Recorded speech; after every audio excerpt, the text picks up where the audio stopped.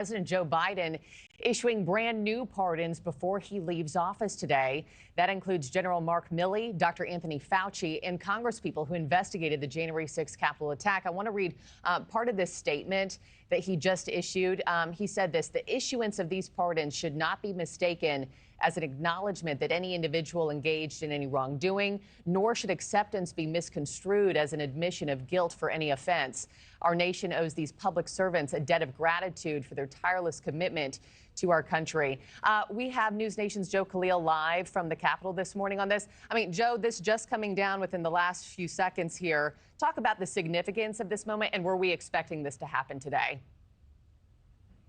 Yeah, this is a major deal. And literally in the last few hours that Joe Biden has this authority at all, he is now issuing these pardons to, as you mentioned, General Milley, Dr. Anthony Fauci, several members of Congress who served on the January 6th committee, and police officers who were part of the U.S. Capitol Police Force that actually testified during those hearings. Now, the reason that President Biden is giving for issuing these pardons is there has been a lot of chatter among people that are very close to President-elect Trump that Donald Trump might try in some way to prosecute many of those people. Now, Donald Trump has been asked directly whether he is going to do that. He has basically said in the last few weeks that he would not direct anybody, whether it be his next attorney general or others, to prosecute or to go after legally any of these people. But he has said generally also he thinks that some of those people on the January 6th committee, for example, should go to jail. That was an exact quote from President-elect Trump, saying he's not going to exert pressure in order for that to happen. So you've got questions to people like Pam Bondi, who may be the next attorney general. She's Donald Trump's choice. She just had her hearing a couple of days ago, last week, and she was asked several times whether she would actually prosecute those people. She said that she would have to take a look. She was not committing one way or another.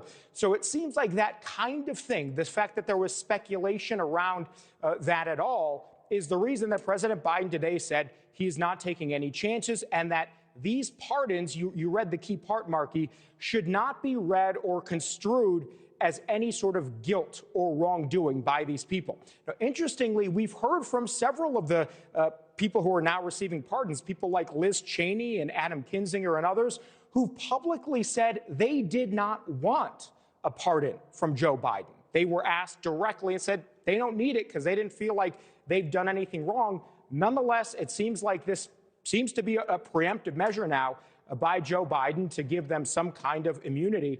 This is going to be, I think, controversial. I think it's going to land that way among the public. I think if there were people who, were close to Donald Trump or others who felt that there was some kind of guilt among these people, I imagine, and this is new, so we're not seeing this yet, but I imagine they're going to see this as some kind of evidence of guilt, of wrongdoing in some way.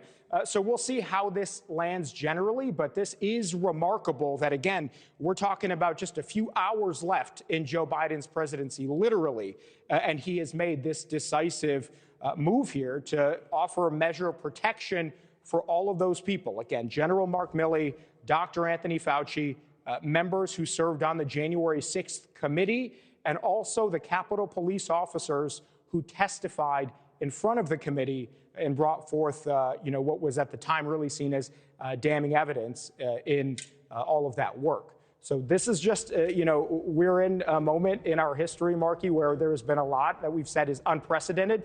Go ahead and add this moment here to that column as well. That list. Yeah, 4.5 hours left in Biden's presidency. Let me just list off this full list of Congress members, too. Benny Thompson, Zoe Lofgren, Adam Schiff, Pete Aguilar, Stephanie Murphy, Jamie Raskin, Elaine Luria, Liz Cheney, Adam Kinzinger. Joe, just before I let you go, I know that this is newly breaking just within the last couple minutes here. Has President Trump responded to this yet on Truth Social? And are you seeing any other major reaction pouring in on this announcement? I haven't seen it yet. I imagine that this is going to be something that does get a very quick reaction. If we see that, certainly we'll send it out, and all of our team will have it. I've not seen reaction yet. Thanks for watching, everybody. Go to joinnn.com to find NewsNation on your television provider. Also, don't forget to click that red subscribe button below to get more of NewsNation's fact-driven, unbiased coverage.